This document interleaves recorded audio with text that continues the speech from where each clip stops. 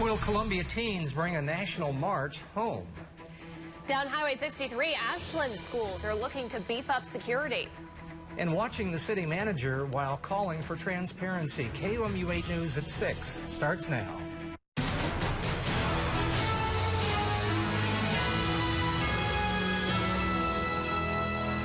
Tonight, high school students across the country are preparing for Saturday's march on Washington, D.C., the so-called March for Our Lives. Columbia students are bringing the message here. Good evening, everyone.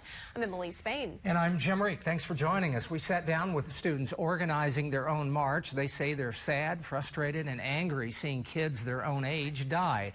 KOMU 8's Abby Dodge is live at Rockbridge High School to tell us how students plan to make their voices heard.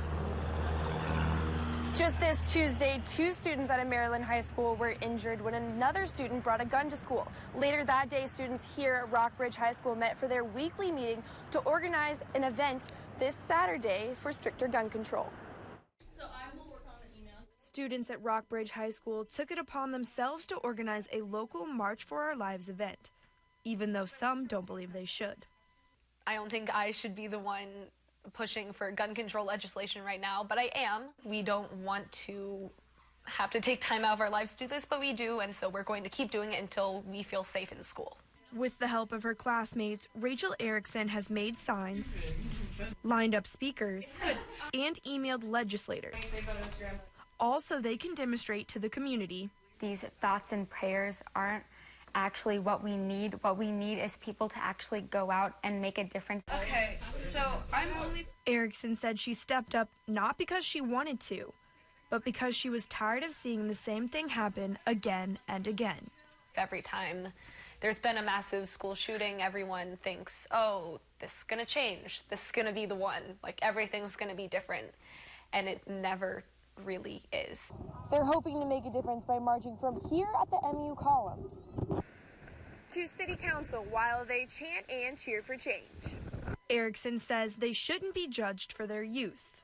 We can't vote, and we're not adults yet, but we understand what's happening, and we're smart, we're well-informed, we're driven, and we have the ability to make a real difference. And the ability to make others listen. Students also met with Columbia Police this week to work out a safety plan for their event. They say cooperating with police to ensure that everyone feels safe will really bring their message home. Reporting live in Columbia, Abby Dodge, KOMU 8 News. Here's a look at the bigger picture. There's been 17 shootings at a school in the first 11 weeks of this year. That's 1.5 shootings per week. Shootings left 25 people dead and injured 28. A second school resource officer could be added to the Southern Boone County School District in Ashland. KOMU 8's Eric Graves is here in the studio to tell us why the superintendent believes another officer is needed. All of Southern Boone's campuses are lockdown campuses. To get into one of the schools today, I had to buzz in and talk to an administrator. Currently, Ashland Police patrol Southern Boone schools. Doors are locked, cameras watch entryways and halls, and an SRO is already on patrol. However, the superintendent still wants another SRO, so the district can stay away from the conversation of arming teachers. They're two different professions, they're two different trainings, and in this situation, I feel like it's best that law enforcement have that role. Felmy told me that if there is not room in the budget, he may go to voters to talk about a possible tax increase come August. I spoke to a Southern Boone parent who thought adding another SRO would be a great idea. In the studio, Eric Graves, KOMU 8 News. Here's a look at some of the mid-Missouri school districts who have school resource officers. Some districts have multiple school resource officers and others may only have one. KOMU 8 has talked with other districts who plan to have some next year. The man who called 911 this morning about a possible bomb threat involving Mexico public schools is behind bars. Audrain County Joint Communications got a call from a man making comments about bombs on school buses. Police were put on alert. They say the man called back 6 minutes later saying there were no bombs and he had misunderstood something he overheard. He was arrested by 9 a.m. Classes continued as normal. The ex-husband of Governor Eric Greitens' mistress is asking for an order of protection from the governor. He filed a motion Thursday saying he feels intimidated because the governor is a retired Navy SEAL. A St. Louis grand jury indicted Greitens in February on felony invasion of privacy.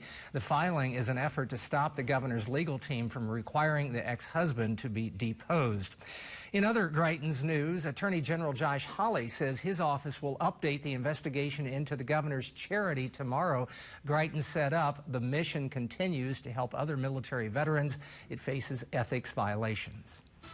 Here's what's happening right now. KOMU 8's Rob Vino is at Columbia City Hall with the latest on a closed-door meeting between the city council and city manager Mike Mathis. And what can you tell us, Rob? I mean, it's basically been silence here all day. From the time I got here before the meeting started, council members refused to speak to me and even tell me what was going on.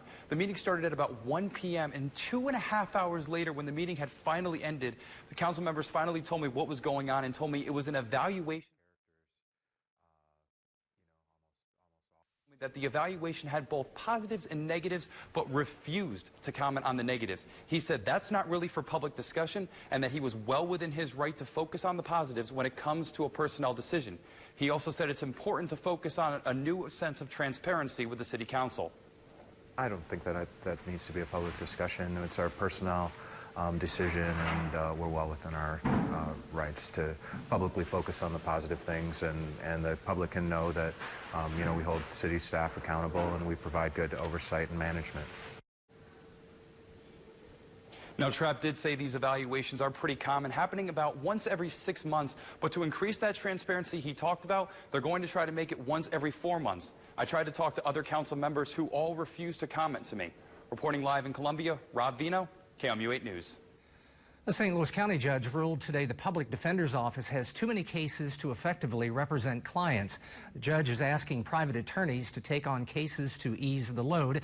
The ruling comes after months of meetings. The American Bar Association says Missouri needs 300 more public defenders to reach acceptable levels. Well, it's warmer out there today, but Kenton is tracking rain for the end of the week. Hey, Kenton. Hey, Emily, thank you very much, and good evening, everyone. Take a look at satellite and radar. We have just a few sprinkles slowly passing through the area here throughout the day. Even just some light showers here in northeastern Missouri, right on as expected here. We were talking about that yesterday, about a 20% chance for some of this rainfall. Otherwise, cloud cover for the rest of us with some sunshine mixing in with the clouds, of course. Now, look at relative humidity. You can see a pretty big difference across the state. We have about 50% and higher from Columbia and areas to the northeast where we have been seeing some of the sprinkles, but it's much drier, only 38% relative humidity in Sedalia, very dry air. 32% over in Clinton, but also look at this big temperature difference. It's 70 degrees right now in Clinton, Missouri. It's 54 in Columbia. It's 10 degrees colder, 44 over in Hannibal. So a big temperature difference here as well. It says a warm front is actually right over here. You can kind of see this boundary actually right here, just looking at winds. So it's getting warmer temperatures over to the southwest. Otherwise, 17-mile-per-hour sustained winds right now in Columbia. And if you look at our temperatures, we're just down into the 40s tonight. A warmer one for us. We have rainfall ahead for the weekend and next week. I'm tracking it hour by hour right after the break. Coming up, how MU students are giving rural hospitals a boost.